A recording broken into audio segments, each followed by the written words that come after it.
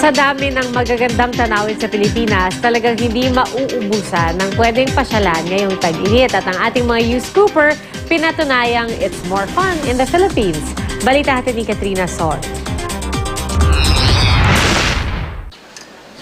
Travel while you can. Yan ang motto sa buhay ng mga dumaraming backpacker at adventurer nating mga kababayan. At sa dami ng mga magagandang lugar sa Pilipinas, tiyak na never silang mauubusan ng papasyalan.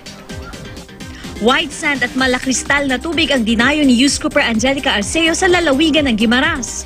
Perfect daw ito sa mga beach bum na ayaw makipagsiksikan sa mga mainstream na dalampasigan. Si youth scooper Edward Anthony Santa Ana naman, ang romantic destination na Baler Aurora ang napiling summer getaway. Sa magagarang rock formations at lush greenery rito, tila nag-come to life ang mga lugar na dati nasa imahinasyon lang. 2 oras naman sa bangka ang biniyahe ni youth scooper Jerome Lanopa para lang marating ang malaparaisong isla ng Calaguas sa Camarines Norte. Pero sulit naman ang pagpunta sa islang may kakaibang ganda, lalo na kung kasama ang buong barkada. Ang overflowing na tubig sa Pasukulan Falls sa Abukay, Bataan, katumbas daw ng overwhelming beauty para kay youth scooper Margin Macop.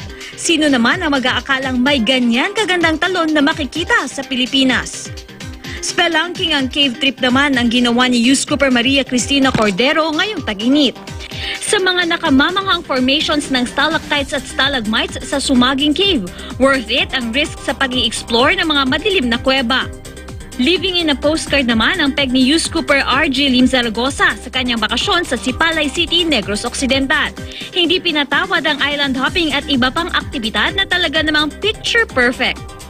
Sa mga ganyang tanawin sa bansa, walang dudang it's more fun in the Philippines. Kaya kung gustong magbahagi ng inyong summer gimmicks, i-email lang ang inyong mga litrato sa youscoop@gmanews.tv. Katrina Son, GMA News.